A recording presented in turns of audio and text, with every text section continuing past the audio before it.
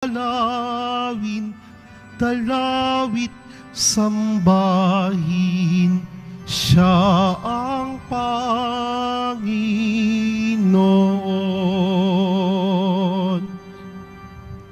Sa ngala ng Ama at ng Anak at ng Espiritu Santo, Amen. ang pagpapala ng ating Panginoong Jesucristo, ang pag-ibig ng Diyos Ama, at ang pakikipagkaisa ng Espiritu Santo, naway sumainyong lahat. At sumaiyo rin. Mga kapatid, aminin natin ang ating mga kasalanan upang tayo'y maging marapat gumanap sa banal na pagdiriwang. Tayo pong lahat, inaamin ko sa makapangyarihang Diyos At sa inyo mga kapatid, na lubha akong nagkasala sa isip, sa salita at sa gawa at sa aking pagkukulang. Kaya isinasamo ko sa mahal na Birheng Maria, sa lahat ng maanghel at mga banal, at sa inyo mga kapatid, na ako'y panalangin sa Panginoong ating Diyos. Kaawaan tayo ng makapangyarihang Diyos, patawarin tayo sa ating mga kasalanan at patnubayan tayo sa buhay na walang hanggan. Amen. Panginoon, kaawaan mo kami. Panginoon, kaawaan mo kami. Kristo, kaawaan mo kami. Kristo, kaawaan mo kami. Panginoon, kaawaan mo kami. Panginoon, kaawaan mo kami.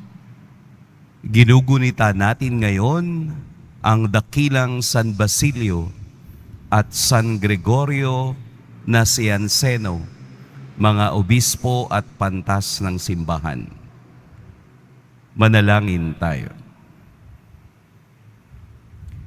Ama naming makapangyarihan, minarapat mong ang iyong sambayanan ay masilayan ng huwarang pamumuhay at pangangaral nina San Basilio at San Gregorio.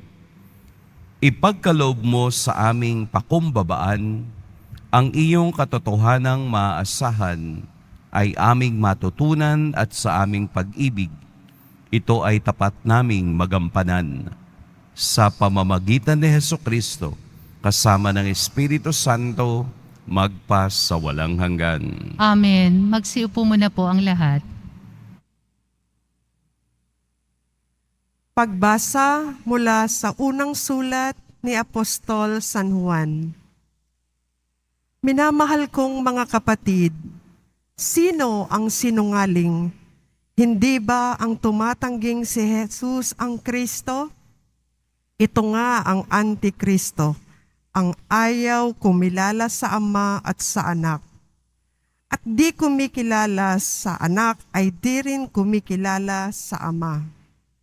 Kapag tinanggap ni numan ang Anak, pati ang Ama'y sasakanya.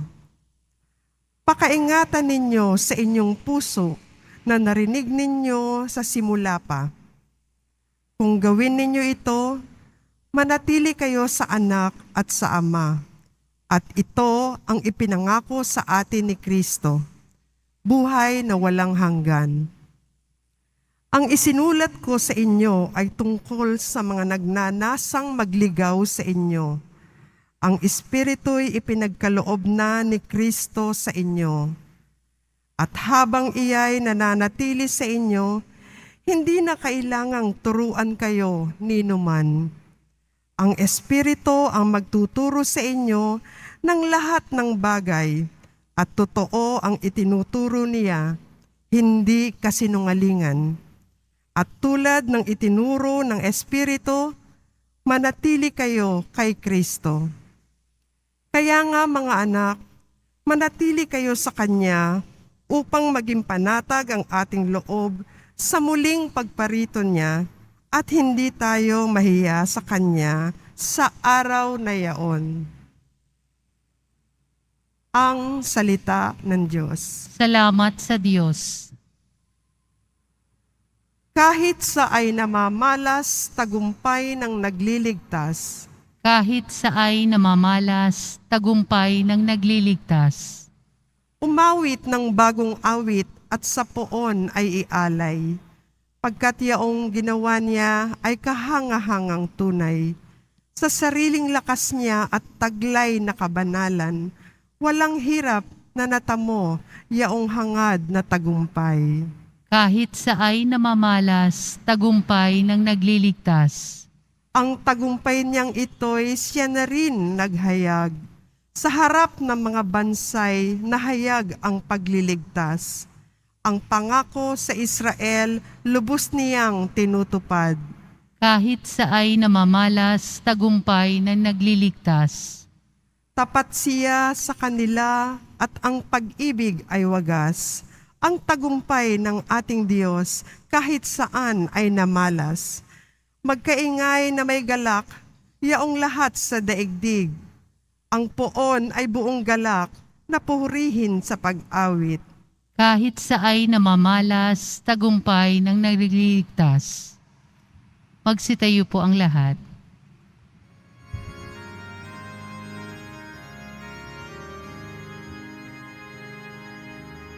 Hallelujah, Hallelujah, Hallelujah, Hallelujah.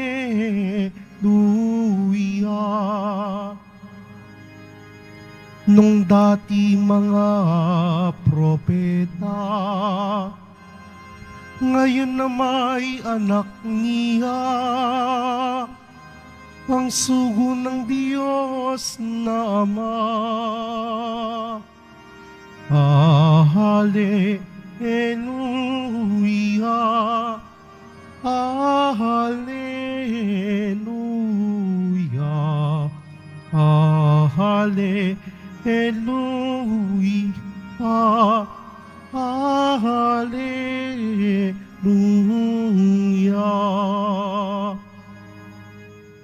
Sumainyo ang Panginoon. At sumaiyo rin. Ang mabuting balita ng Panginoon ayon kay San Juan. Papuri sa iyo, Panginoon.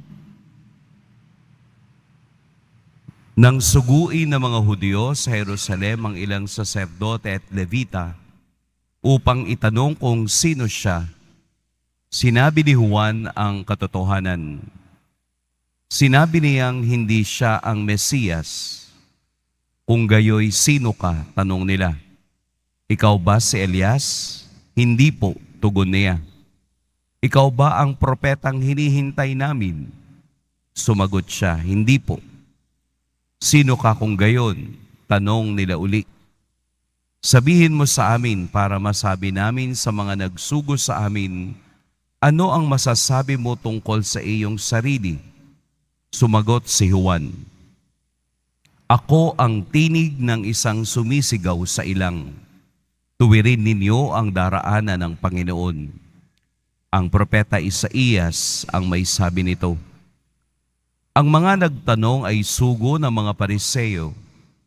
Muli nilang tinanong si Juan, bakit ka nagbibiniyag? Hindi pala naman ikaw ang Mesiyas, ni si Elias, ni ang propeta.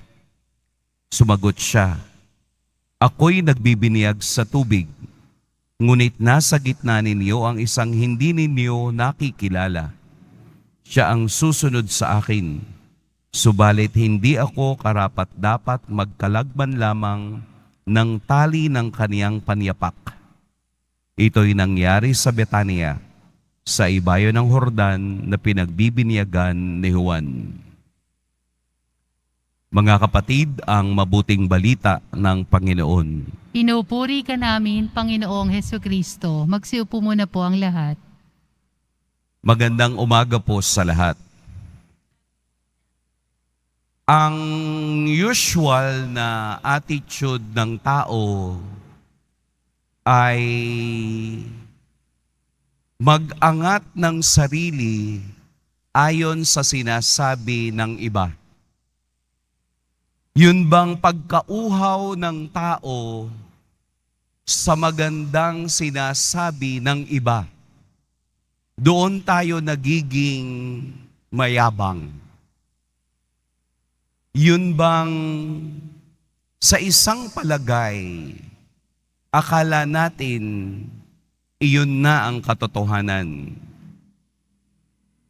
Sa ating ebanghelyo, nakita natin kung papaanong ang kababaang loob ni Juan Bautista ang nagdala sa kanya para siya'y maging dakila.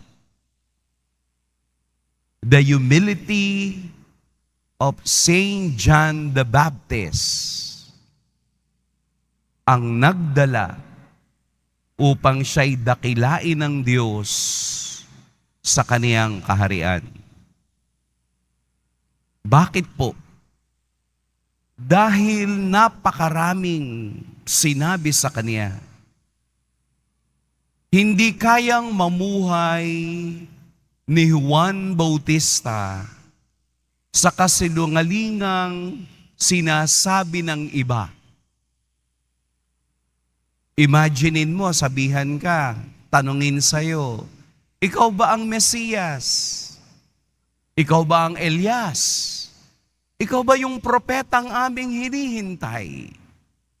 Ang lahat ng ito, walang katuturan sa buhay ni Juan Bautista.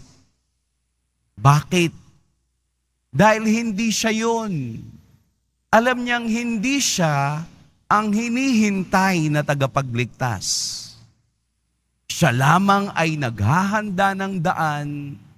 Siya lamang ay isang boses sa ilang. At ang boses na yun, pag walang salita, ay nananatiling maingay. Si Juan Bautista ang boses sa ilang na nagsasabing tuwirin ng ating daan. Meron siyang pinatutungkulan. Ang darating sa akin ay hindi niyo pa nakikilala. Kaya makikita ninyo sa karamihan ng mga imahen ni Juan Bautista ay nakaturo sa taas. Kung hindi nakaturo sa taas, nakaturo doon sa ship. Maliit na ship. Bakit? Kasi hindi siya ang sentro. Hindi siya ang hinihintay. Ang hinihintay ay yung kaniyang ipinamamalita na ang taong ito ang siyang tunay na tagapagligtas ng mundo. Ibig naming makita si Jesus. Makikita lamang natin ang tunay na pagkatao ni Jesus kapag tayo ay nakatapak sa kababaang loob. Kapag tayo ay nakatayo sa isinabuhay ni Juan Bautista na nagtuturo kung sino si Jesus. Iba ang perspektibo ng mundo o yung world's perspective pagdating sa kadakilaan. Ano ang pamantayan ng mundo pagdating sa kadakilaan? Power. Kapag makapangyarihan ka, kilala at dakila ka. Money. Pera. Kilala ka at marami kang kaibigan pag marami kang pera.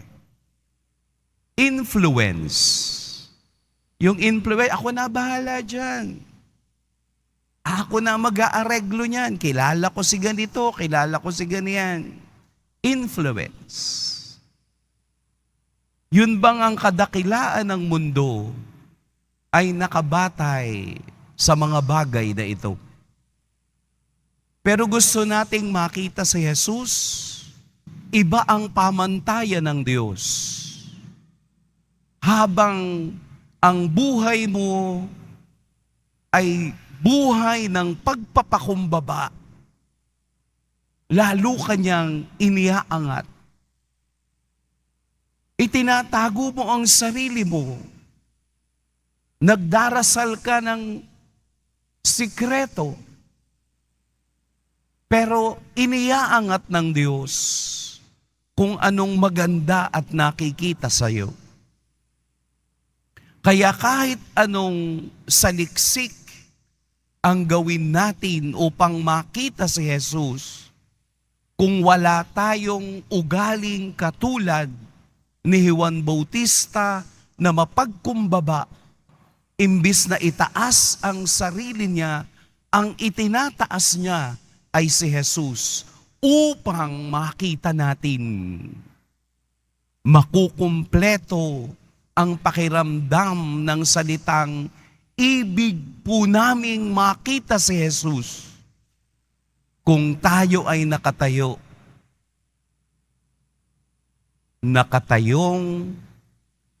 nagpapakita ng kababaang loob. Ito ang pamantayan ng Diyos. Hindi mahalaga ang nakikita ng tao. Ang mahalaga ay nakikita ng Diyos kung ano ang laman ng puso ng bawat isa. Yung salitang ibig is a desire. It's an inner desire. Hindi lang yung basta gusto, but ibig. Mayroong, yung longing na makita si Jesus. At makikita lamang natin yun in the context of humility. Kapag wala noon, kahit anong gawin natin, ang makikita lamang natin ay ang panglabas at hindi ang totoo o ang katotohanan. Napakaganda na sa ikalawang araw ng taon, meron tayong tinitindigan. Meron tayong aninong sinusundan. Walang iba kung hindi si Juan Bautista at ang kaniyang kababaang loob. Hanapin natin ang Diyos kung gusto nating makita si Jesus. Unti-unti nating tanggalin ang mga bagay na nagbibigay sa atin ng paglayo sa Kanya. Tingnan ninyo lahat ng mga santo. Tingnan ninyo ang kanilang naging buhay. Lahat sila pare-pareho ng tinatapakan. Pare-pareho ng anino na sinusundan. Ano yun? Kababaang loob. Pagpapasailalim sa kapangyarihan, pag-ibig at awa ng Diyos. Ito ang sandigan para sa darating nating paglalakbay.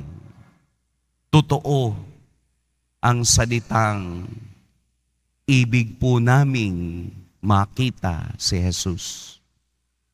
Makikita natin sa tamang panahon at pagkakataon na ang ating puso ay nasa ilalim ng pagpapakumbaba at biyaya ng Diyos. Pagpalain tayo ng poong may kapal. Magsitayo po ang lahat.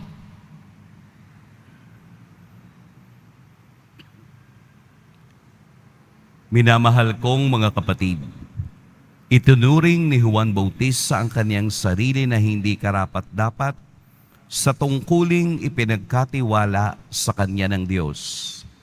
Sa kabila nito, tinutupad niya ang kanyang misyon sa diwa ng paglilingkod at kababaang loob. Taglay ang ganitong diwa. Lumapit tayo sa Ama upang tulungan niya tayo sa ating mga pangangailangan. Banal na Guro, lukuban nawa kami ng iyong Espiritu. Banal na Guro, lokoban nawa kami ng iyong Espiritu. Ang mga lingkod ng simbahan, naway tumupad sa kanilang tungkulin ng may pagpapakumbaba at kabutihang loob. Manalangin tayo. Banal na Guro, lokoban nawa kami ng iyong Espiritu. Ang mga may katungkulan sa pamahalaan, naway magtaglay ng tapat na hangaring kumilos para sa kapakanan ng lahat ng mamamayan at hanapin ang ikabubuti ng lahat sa halip na unahin ang pansarili nilang kapakanan.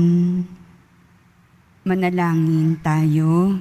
Banal na Guro, lokoban nawa kami ng iyong Espiritu.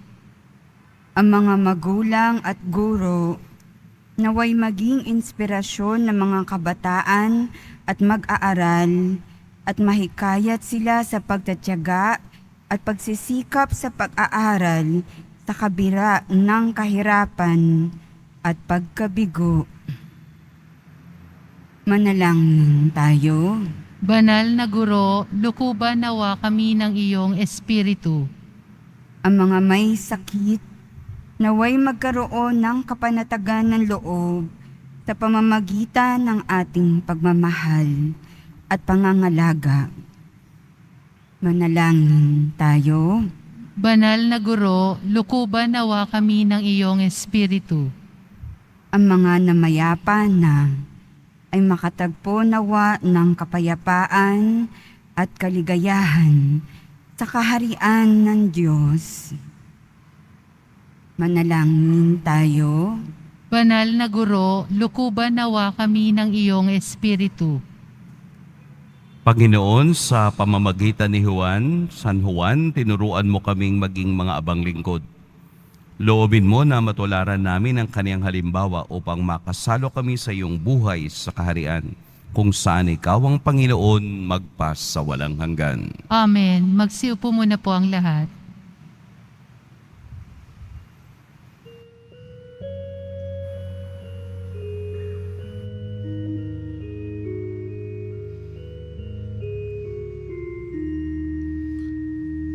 Ako ay isang batang pastol na patungo sa Benen. May dala na maiaalay kay Jesus sa sabsaban. Tayo na, sa Belen tayo nasa Belen, at doon kay sarap magawitan sa tabi ng sabsaban. Pagsitayo po ang lahat. Madalangin kayo mga kapatid upang ang paghahain natin ay kalugdan ng Diyos amang makapangyarihan.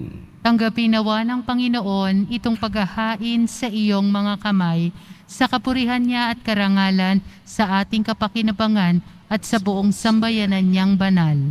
Ama naming lumikha, ang paghahain namin ngayong sina San Basilio at San Gregorio ay kalugdan mo nawan at bilang tugon sa kanyang itinurong kaalaman.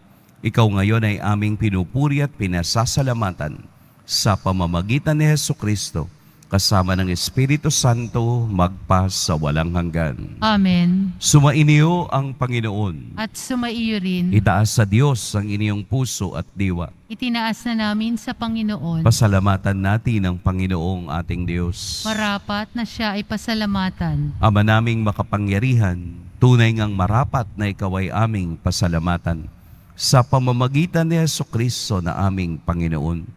Ngayong sila San Basilio at San Gregorio ay pinararangalan sa pamumuhay niyang totoong uliran at pagiging maaasahan sa panunungkulan. Kaya't si Jesucristo na maaasahan sa katapatan ay inihahayag sa pangangasiwa sa sambayanan. Ang malasakit na mga ulirang tagapangasiwa noon ay nagpapatuloy magpahanggang ngayon sa mga panalangin kanilang inuukol, kaisa ng sambayanan mong dito'y nagtitipon.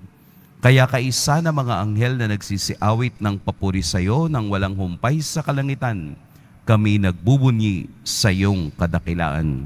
Santo, Santo, Santo, Panginoong Diyos ng mga hukbo, napupuno ang langit at lupa ng kadakilaan mo, o sana sa kaitaasan, pinagpala ang naparirito sa ngalan ng Panginoon, o sana sa kaitaasan, magsiluhod po ang lahat. Ama naming banal, ikaw ang bukal ng tanang kabanalan. Kaya't sa pamamagitan ng iyong Espiritu, gawin mong banal ang kaloob na ito upang para sa amin maging katawan at dugo ng aming Panginoong Heso Kristo. Bago niya pinagtiis ang kusang loob na maging handog, hinawakan niyang tinapay, pinasalamatan kaniya, pinaghati-hati niya iyon, iniabot sa kaniyang mga alagad at sinabi, "Tanggapin ninyong lahat ito at kanin. Ito ang aking katawan na ihahandog para sa inyo."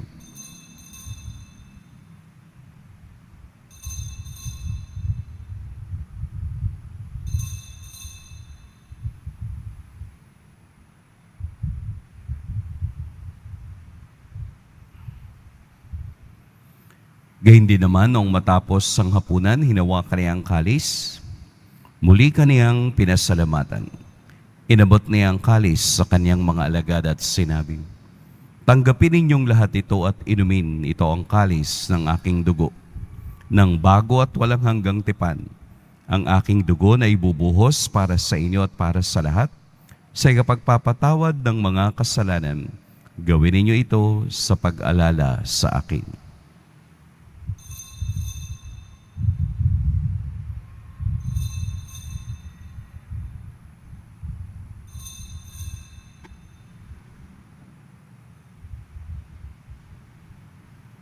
Magsitayo po ang lahat. Ipagbunyi natin ang misteryo ng pananampalataya. Si Kristo'y namatay, si Kristo'y nabuhay, si Kristo'y babalik sa wakas ng panahon. Ama, ginagawa namin ngayon ang pag-alala sa pagkamatay at muling pagkabuhay ng iyong anak. Kaya't iniaalay namin sa iyo ang tinapay na nagbibigay buhay at ang kalis na nagkakaloob ng kaligtasan. Kami nagpapasalamat dahil kami iyong minarapat na tumayo sa harap mo para maglingkod sa iyo. Isinasamo namin kaming magsasalo-salo sa katawan at dugo ni Kristo ay mabuklod sa pagkakaisa sa pamamagitan ng Espiritu Santo. Ama, lingapin mo ang iyong simbahang laganap sa buong daigdig. Puspusin mo kami sa pag-ibig, kaisa ni Francisco na aming Papa at ni Jose na aming Obispo at ng Tanang Kaparian. Alalahanin mo rin ang mga kapatid naming nahimlay nang may pag-asang sila'y muling mabubuhay, gayon din ang lahat ng mga pumanaw. Kaawaan mo sila at patuloyin sa iyong kaliwanagan. Kaawaan mo at pagintapating kaming lahat na makasalo sa iyong buhay na walang wakas. Kaisa ng mahal na Birheng Maria na ina ng Diyos, ng kabiyak ng puso niyang si San Jose, kaisa ng mga apostol ni San Juan Bautista, at ng lahat ng mga banal na namuhay dito sa daigdig ng kalugod-lugod sa iyo, maipagdiwang nawa namin ang pagpupuri sa ikararangal mo sa pamamagitan ng iyong anak na aming Panginoong Heso Kristo. Sa pamamagitan ni Kristo, kasama niya at sa Kaniya, ang lahat ng parangal at papuri sa iyo, Diyos, Amang makapangyarihan, kasama ng Espiritu Santo, magpa sa walang hanggan. Amen. Sa tagubilin ng mga nakagagaling na utos at sa turo ni Jesus na Panginoon natin at Diyos, ipahayag natin ng lakas loob.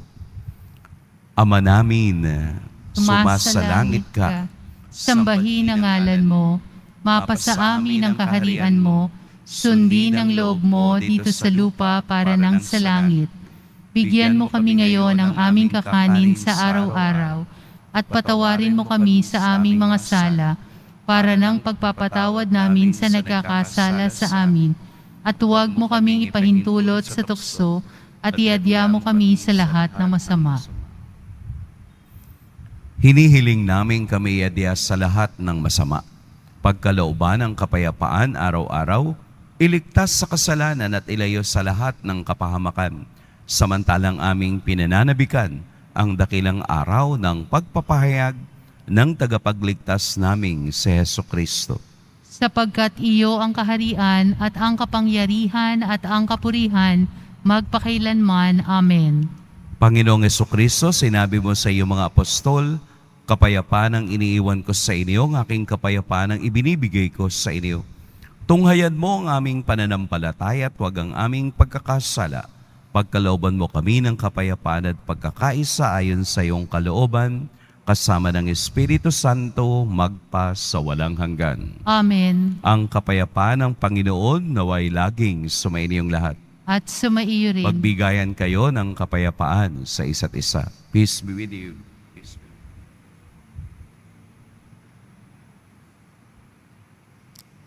Kordero ng Diyos na nag-aalis ng mga kasalanan ng sanlibutan, maawa ka sa amin. Kordero ng Diyos na nag-aalis ng mga kasalanan ng sanlibutan, maawa ka sa amin. Kordero ng Diyos na nag-aalis ng mga kasalanan ng sanlibutan, ipagkaloob mo sa amin ang kapayapaan. Magsiluhod po ang lahat. Narito si Jesus, ang Diyos na ipinakikilala ni San Juan Bautista. At ito rin ang Diyos na ibig nating makita. Ito ang kordero ng Diyos na nag-aalis sa mga kasalanan ng sanlibutan. Mapapalad ang inaanyayahan sa kaniyang piging. Panginoon, hindi ako karapat-dapat na magpatuloy sa iyo, ngunit sa isang salita mo lamang ay gagaling na ako. May the body and blood of Christ.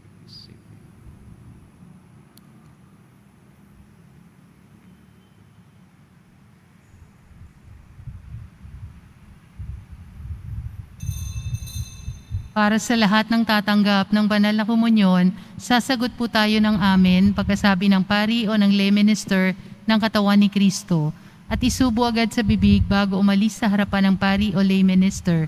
Sumunod po tayo. Maraming salamat po.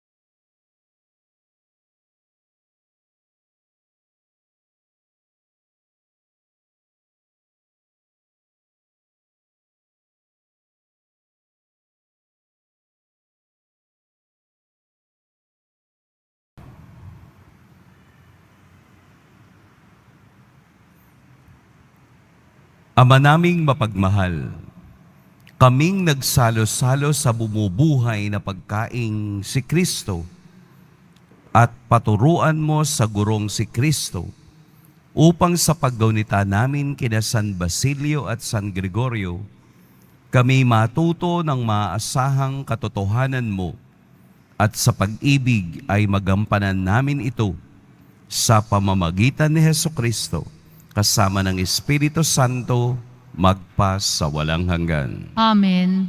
Sumainyo ang Panginoon. At sumaiyo rin. Yumuko kayo para sa pagbabasbas. Mahal na poong Jesus Nazareno, inihayag mo sa pamamagitan ng krus ang walang maliw na pag-ibig ng Diyos sa sangkatauhan. Pakinggan mo po ang kahilingan ng iyong angkan na nagsusumamo sa iyo. Makamtan nawa nilang iyong katugunan at tanggapin ang kasagutan na may utang na loob na tinatanaw. Basbasan din po ninyo ang mga daladala nilang mga imahen at dasalan. Sa pamamagitan ng bendisyon na ito, naway maalala nila mga pangako nila noon sa binyag, na ikaw ang kanilang iibigin at paglilingkuran bilang Panginoon, magpa sa walang hanggan. Amen. At pagpalain kayo ng makapangyarihan at mapagmahal na Diyos, ang Ama at Anak at Espiritu Santo. Amen. Tapos na ang ating pagdiriwang, Humayo kayong taglayang kapayapaan ng Poong Jesus Nazareno. Salamat sa Diyos.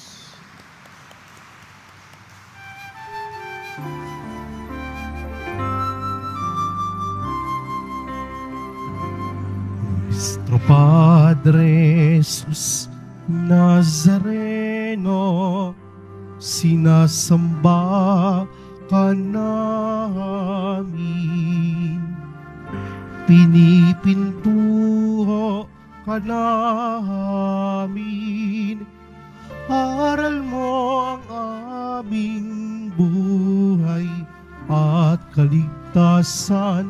Nuestro Padre Jesus Nazareno, iligtas mo kami sa kasalanan. Ang krus mong kinamatayan ay sagisag ng aming kaligtasan. Nuestro Padre Jesus Nazareno, dinarangal ka namin. Nuestro Padre Jesus Nazareno, niluluwalhati namin. Nuestro Padre Jesus Nazareno, dinarangal ka namin. Nuestro Padre Jesus Nazareno, niluluwalhati ka namin.